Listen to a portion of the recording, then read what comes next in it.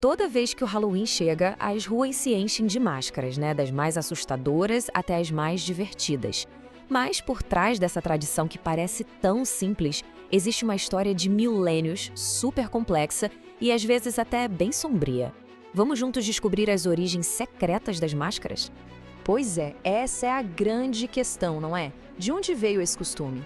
Para a gente entender isso, a gente precisa voltar no tempo.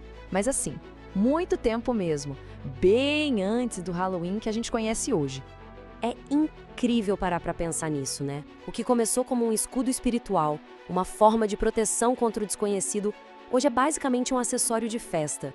Como é que algo tão sagrado se transformou em pura diversão? É exatamente essa jornada fascinante que a gente vai explorar agora. Bom, nossa história começa há mais de 2000 anos, com os antigos povos celtas e a conexão profunda que eles tinham com o mundo dos espíritos. Para eles, a máscara não era um enfeite, era uma necessidade. E no coração dessa tradição toda está um festival antigo chamado Samhain. Os celtas acreditavam que, numa noite específica do ano, a fronteira entre o nosso mundo e o mundo dos mortos ficava tão, mas tão fina que os espíritos podiam simplesmente atravessar e caminhar entre nós. Nesse cenário, a máscara era, basicamente, uma ferramenta de sobrevivência espiritual. Era um jeito de se misturar, de enganar umas entidades malignas ou simplesmente de afastar o mal. Era uma maneira de confrontar aquele medo profundo do desconhecido. E olha só, essa jornada de transformação é longa e fascinante. Dos rituais celtas à era cristã, passando pelas festas da era vitoriana até chegar na cultura pop, a máscara nunca parou de mudar de significado. Agora vamos ver o primeiro grande ponto de virada na nossa história. Como é que a máscara deixou de ser um objeto de ritual para se tornar uma forma de recreação, conforme novas crenças foram se espalhando pela Europa? Com a chegada do cristianismo, as tradições pagãs não foram simplesmente apagadas. Elas foram, na verdade, absorvidas e ganharam um novo significado. O Samhain, por exemplo, foi incorporado ao Dia de Todos os Santos. E as máscaras que antes serviam para afastar espíritos, agora eram usadas para lembrar e honrar os mortos. Dando um salto de séculos no tempo, a gente chega na era vitoriana. E aqui, o Halloween passa por outra grande transformação, virando um evento social, chique até. As festas e os bailes de máscaras viraram a última moda, distanciando a celebração ainda mais das suas raízes espirituais. E aqui a gente vê a mudança de forma muito clara. A máscara, que antes tinha uma função puramente espiritual, de proteção e disfarce, agora ganhou uma função social.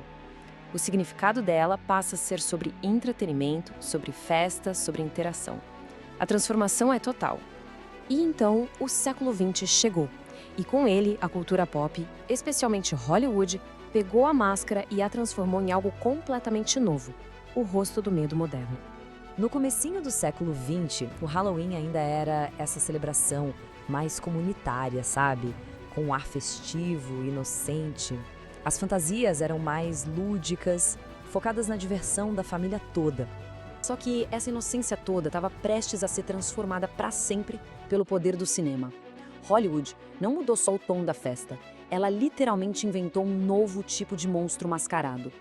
É só a gente pensar em figuras como Michael Myers ou Jason Voorhees.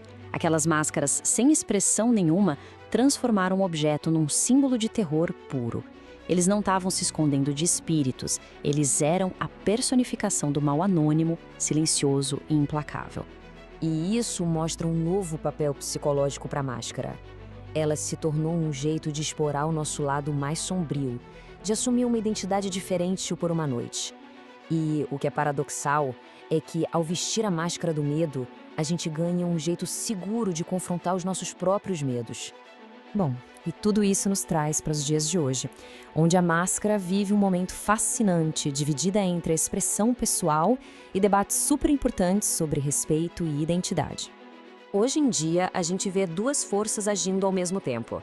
De um lado, tem as máscaras produzidas em massa, sabe? Inspiradas diretamente nos filmes e séries que a gente adora.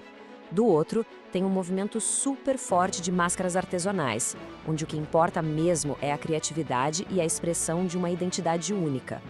O poder psicológico da máscara continua sendo o maior atrativo dela.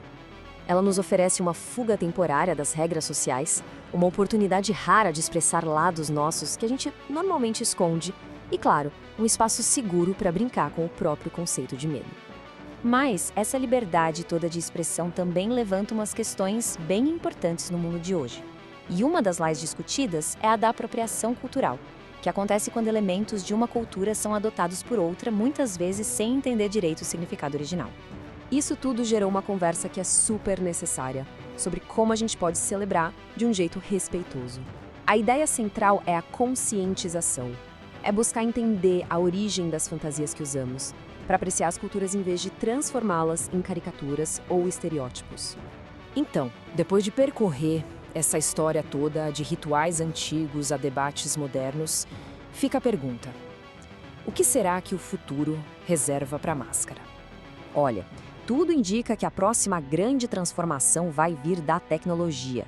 Filtros de realidade aumentada, efeitos digitais, tudo isso já está redefinindo o que significa usar uma máscara. Isso só mostra que a tradição não morre, ela só encontra novas formas de existir. Da proteção espiritual ao terror de Hollywood, a gente viu que a máscara sempre foi um reflexo dos nossos medos e dos nossos desejos. E isso nos deixa com uma pergunta para o futuro. Numa era em que a gente já usa máscaras digitais todos os dias, com avatares e perfis online, qual será o próximo capítulo dessa forma tão antiga e poderosa de transformação?